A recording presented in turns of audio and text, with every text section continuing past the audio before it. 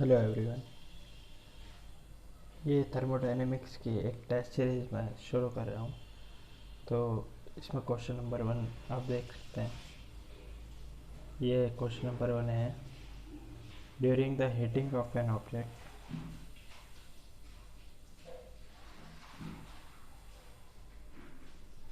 The temperature of an object rises to 20 degrees centigrade. How much this is this temperature equivalent in Rankine, Fahrenheit and Kelvin scale? R stands for Rankine scale, F stands for Fahrenheit scale and K for Kelvin scale. तो अब हम इसका solution देख लेते हैं।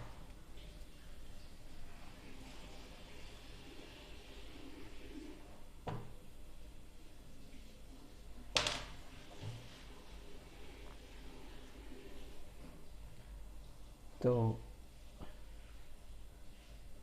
हमें ये पता होना चाहिए रिलेशंस क्या क्या होते हैं टेम्परेचर स्केल्स के बीच में। तो सबसे पहले हम डिग्री सेंटीग्रेड दिया हुआ है, तो फ़ारेनहाइट का फॉर्मूला क्या होता है वो देख लें। Degree Fahrenheit equal to 9/5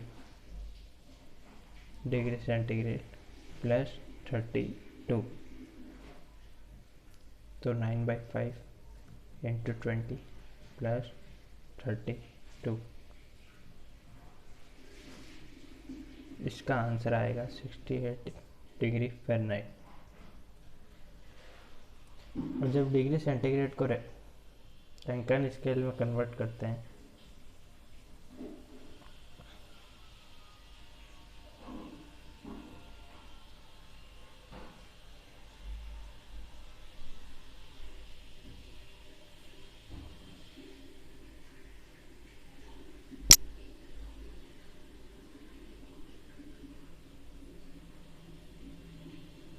Rankine scale, तो डिग्री सेंटीग्रेड और रैंकिन स्केल में कोई फ़र्क नहीं है, इसलिए 20 degree centigrade is equivalent to 20 degree Rankine scale.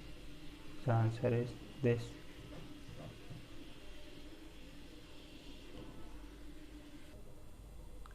Second question, the thermometric property of a constant pressure gauge thermometer is। तो हमें ये पता होना चाहिए कि आइडल गैस इक्वेशन क्या होती है।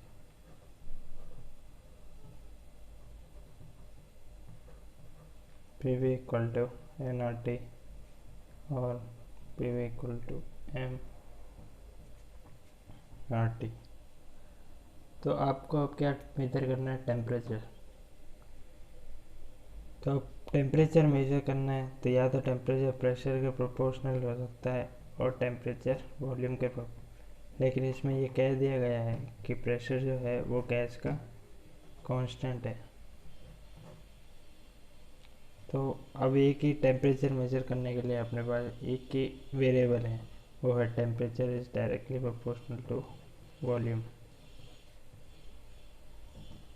देयरफॉर थर्मोमेट्रिक प्रॉपर्टी जो होगी वो वॉल्यूम होगी।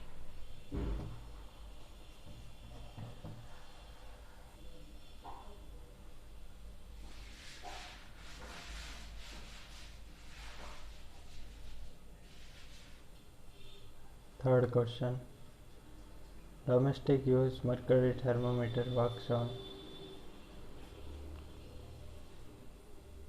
तो पहले तो आपको ये पता होना चाहिए कि डोमेस्टिक यूज थर्मोमीटर कौन क्या होता है। तो वो डोमेस्टिक यूज थर्मोमीटर में मरकरी, लिक्विड मरकरी फिल होता है और इधर रीडिंग मेंशन होती है।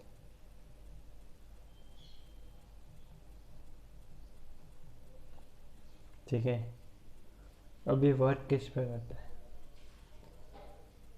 जब भी टेम्परेचर इसका इंक्रीज और डिक्रीज करता है तो इसका वॉल्यूम इंक्रीज और डिक्रीज करता है। ये तो इसकी थर्मोमेट्रिक प्रॉपर्टी होगी, लेकिन ये कौन से थर्मोमेट्रिक थर्मोडायनेमिक्स लॉ पर वर्क करता है, तो वो है जीरोथ लॉ। अगर ए इज इक्विलिब्रियम में सी से, अगर बी से, then they are also in thermodynamic equilibrium with B. What type of equilibrium? Thermal equilibrium. तो आंसर होगा zeroth law.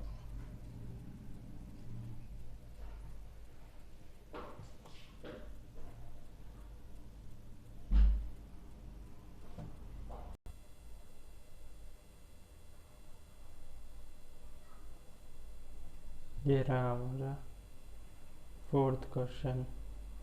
Constant volume gas thermometer where water is at triple point measures triple point pressure at 750 mm of Hg, keeping volume fixed. The temperature at which steam is condensing is T1. Similar experiment is carried out with lesser amount of gas where triple point is 500 mm of Hg, keeping volume fixed. The temperature at which steam is condensing is T2. The value of T1 minus T2 is, हाँ अब इसमें क्या है, जो thermometer होता है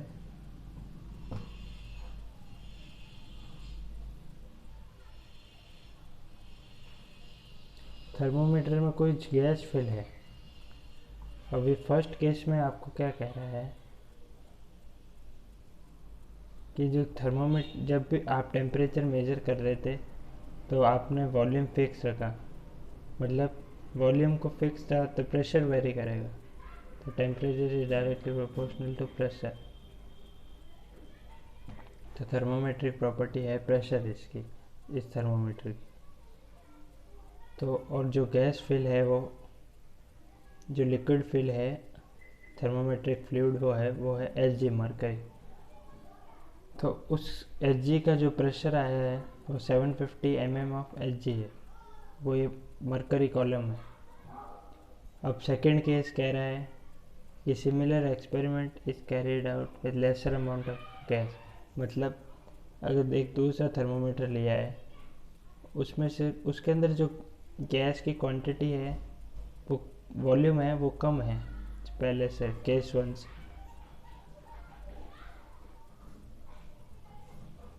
ये है case two, V1 is greater than V2, लेकिन मेजर करते वक्त V2 भी कांस्टेंट है और V1 भी कांस्टेंट है। तो V2 के टाइम जो प्रेशर मेजर, गैस का जो प्रेशर आया था वो 500 mm ऑफ Hg आया था।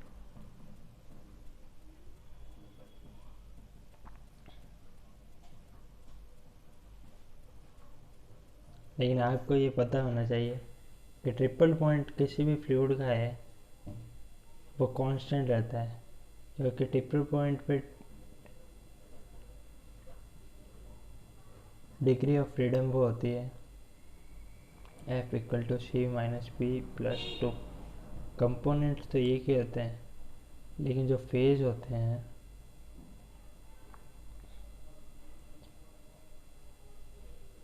वो 3 फेज होते हैं। इसके कारण डिग्री ऑफ फ्रीडम 0 होती है, तो T1 और T2 बराबर होंगे, इसलिए इसका आंसर आएगा 0।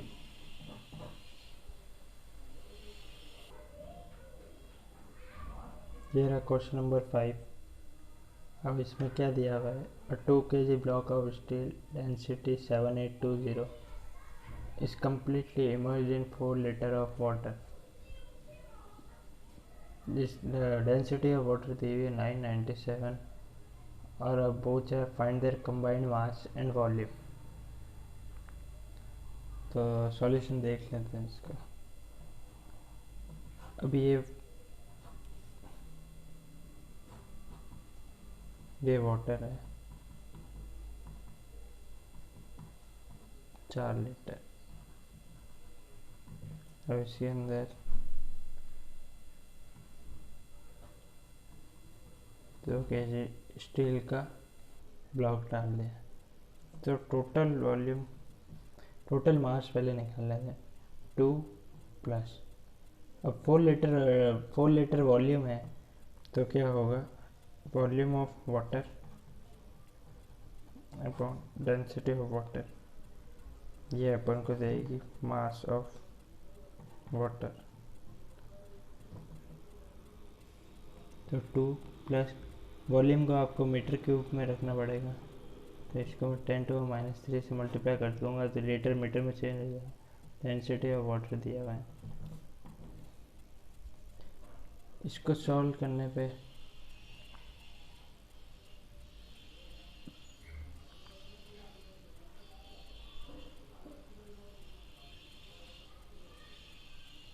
सॉरी ये इधर डिवाइड नहीं होगा, ये मल्टीप्लाई में जाएगा।